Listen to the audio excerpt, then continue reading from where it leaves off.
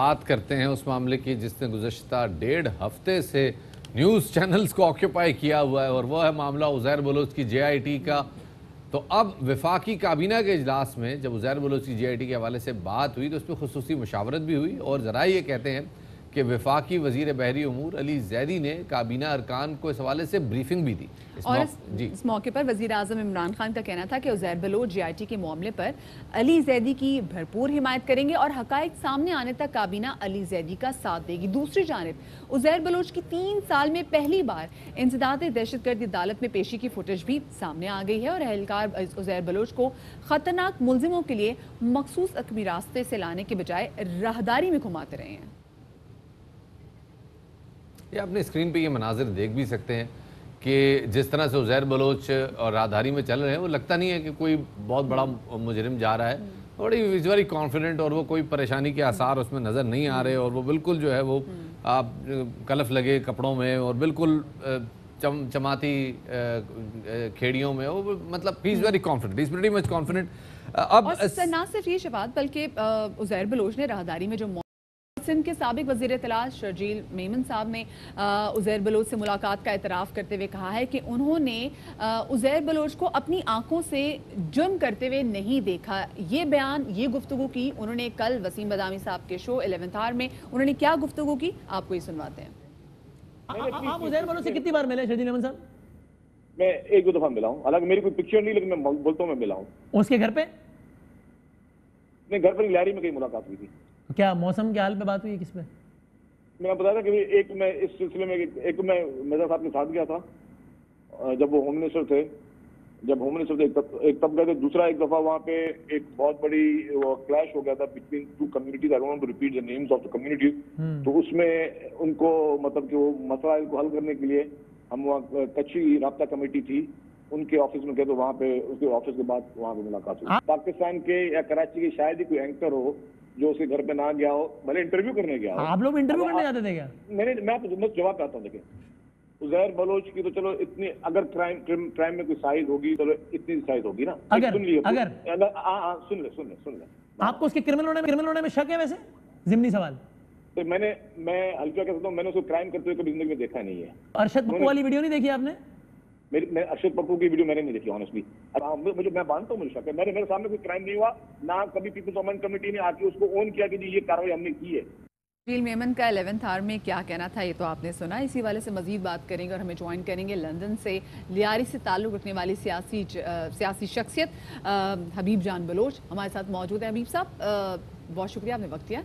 ये बताइएगा कि पाकिस्तान पीपल्स पार्टी के सूबाई वजीर का कहना है कि आपने PTI ज्वाइन कर ली थी। ये बताइएगा कि असल हकीकत क्या है, क्योंकि उन्होंने अली जैदी के ट्वीट का हवाला भी दिया है जिसमें उन्होंने आपको मुबारकबाद भी पेश की थी। मैं उस वजीर का शुक्रिया अदा करता हूं कि अब कितने जमहूरियत पे बुरे दिन आए कि पॉलिटिकल वर्कर्स की सर्टिफिकेट मुखालिफ पार्टी का वजीर कंफर्म कर रहा है, जबकि दूसरी तरफ वो कह भी रहा है कि अली जैदी ने मुबारकबाद दी थी। हाँ, हमने बाहर कहा है कि बुग़्ज़ माविया में कराची का जो लियारी ऑपरेशन हम पे कंडक्ट किया गया, मुसल्लत किया गया, तो ये फैसला हुआ था कि हम किसी ऐसी पार्टी में जाएं जो पार्टी नया नारा लेकर आए। तो उस वक्त PTI का जो नारा था तब्दीली का, करप्शन के खिलाफ एक जंग का, तो मेरा ख्याल था कि हमने ये फैसला किया। और मैं अली जैदी का उस वक्त भी मशकूर था और आज भी मशकूर हूँ कि उसकी और ट्वीट आज काम आ रही है, और जिस वजीर ने ये ट्वीट को रीट्वीट किया है पीपल्स पार्टी के, उसका भी मैं शुक्रिया अदा करता हूँ कि चले जी, आपकी अपनी लड़ाई में आप लोग लियारी के पॉलिटिकल वर्कर को करने के चक्कर में इंडोर्स भी कर रहे हैं, और मुखालिफिन को एक्सपोज करना आपका टारगेट। तो बहरहाल आपकी अपनी जंग है, हम इस जंग को एंजॉय। आप सईद गनी साहब के हवाले से बात कर रहे हैं गालिबन, और बिल्कुल ये बात तो खैर आपके फेवर में जाती है, लेकिन मामला सिर्फ आपके फेवर का नहीं है। मामला यहाँ पे ये है कि जो अली जैदी साहब ने जो JIT दी है उसमें उन्होंने बड़ा खुल के इल्ज़ाम लगाया है कि उज़ैर बलोच के पीपल्स पार्टी की आला क़यादत से राब्ते थे। आप इस बारे में क्या कहेंगे, राब्ते थे या नहीं, और जो कुछ लियारी में हो रहा था क्या उसमें पीपल्स पार्टी की आला क़यादत ऑन बोर्ड थी? पहली मुलाकात तो डिनाई कर रहे हैं, मैं तो दूसरी मुलाकात का भी इंकशाफ करने वाला हूँ इंशाल्लाह। मैं अपने वकला से मशवरा कर रहा हूँ, तो दूसरी मुलाकात कैसे डिनाई करेंगे। फिर तीसरी मुलाकात ही कैसे डिनाई करेंगे।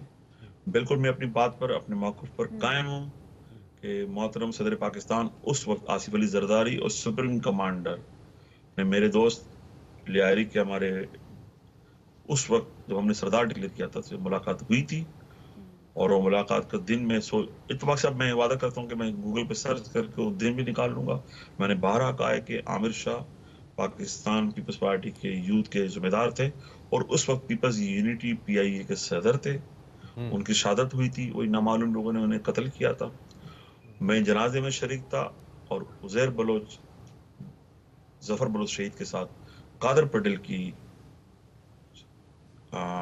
सरबराही कहेंगे मेरा ख्याल है, कादर पटेल की मौजूदगी में सरबराही में वो मुलाकात हुई थी। अब उस मुलाकात को कंफर्म करने के लिए अगर ज्यादा जरूरत पेश आई तो सबूत हमारे पास मौजूद हैं।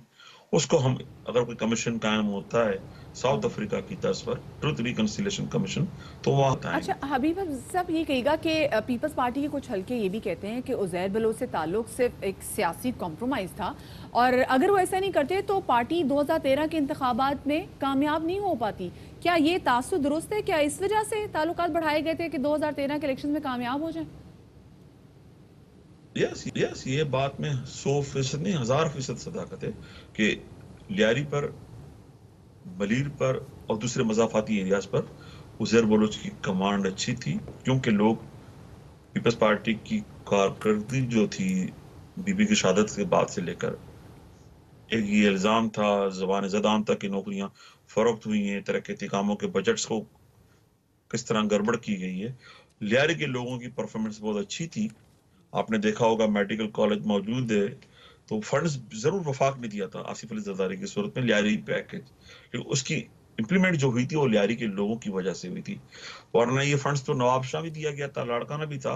और लाड़काना के बारे में मोहतरम मौजूद अदालतों ने कहा है कि एक घर तो डैन भी छोड़ देती है, या कोई भी पोलिटिकल हवाले से जो स्टेटमेंट थी उस पर मैं बात नहीं करूंगा। लेकिन मुझे फख्र है इस बात पे, आई एम वेरी प्राउड कि पीपल्स पार्टी के दिए गए फंड्स पर हमने करप्शन नहीं होने दी।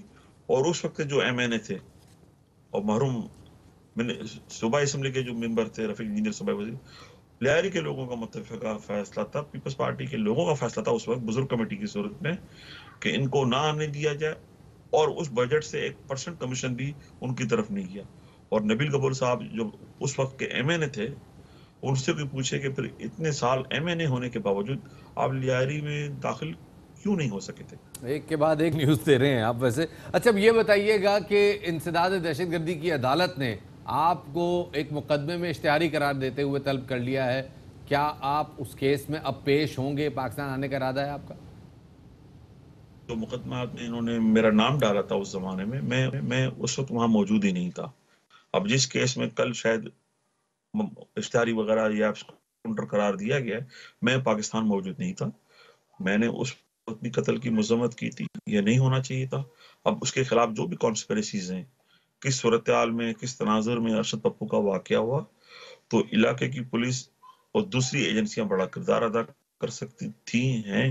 और मैं ये बात पर बड़ा हैरान हूँ कि जब पीपल्स पार्टी की मफाहमत मुकम्मल हुई थी उज़ैर बलोच के साथ, उनसे उनके सरों की कीमतें खत्म की गई थी, मुकदमात खत्म किए गए थे, लेकिन मेरे मुकदमात उन्होंने रखे थे। जो मैंने पहले भी कहीं कहा है कि उनका यही टारगेट था, तो माइनस हबीब जान, तो मेरे मुकदमात को कायम रखा गया ताकि मैं लियारी की पॉलिटिक्स में हिस्सा न लूं, क्योंकि वो समझते हैं कि मैं उनके लिए पॉलिटिकल थ्रेट था या हूं। बहुत बहुत शुक्रिया। हबीब जान बलोच हमारे साथ मौजूद थे, बता रहे थे कि पहली एक मुलाकात नहीं, वो दूसरी और तीसरी मुलाकात भी पीपल्स पार्टी की आला क़यादत के साथ सरदार उज़ैर जान बलोच की वो उसके शवाहिद सामने रखेंगे। साथ ही उन्होंने अली जैदी साहब को भी शुक्रिया अदा किया और सईद गनी साहब को भी नाम लिए बगैर शुक्रिया अदा किया, ट्वीट को रीट्वीट किया, उनका भी शुक्रिया अदा किया। तो ये सारा मामला है।